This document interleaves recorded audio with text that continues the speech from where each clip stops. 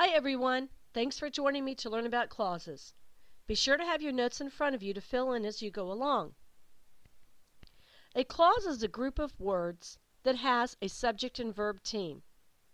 There are two kinds of clauses, independent and dependent. They both have subject and verb teams. The only difference is that an independent clause makes sense and is a complete thought all by itself. A dependent clause needs more information to be a complete thought. Here's how it works. The cat is sleeping. This is an independent clause. It has a subject and verb team and makes sense by itself. If I add the word when at the beginning, does it still sound complete? No, it has become a dependent clause because it needs more information. I want to know what happens when the cat is sleeping.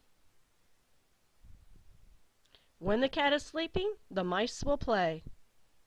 Now it makes sense. Here's another one. I was watching TV.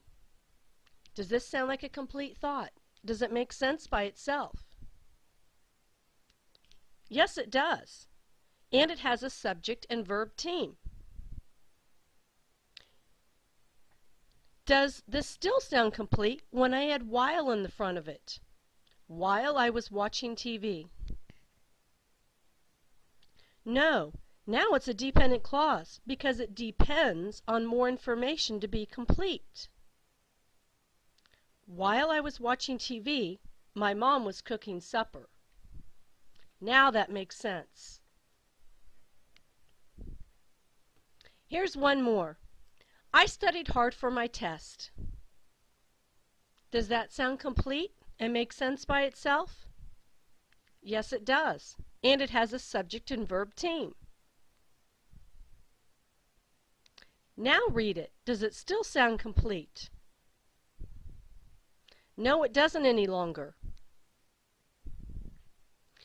Because I studied hard for my test needs more information. Because I studied hard for my test, I earned an A.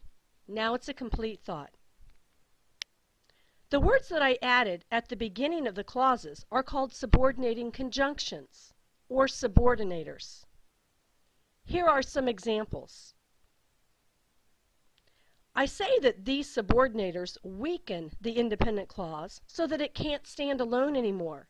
It needs more support to make sense and be a complete thought.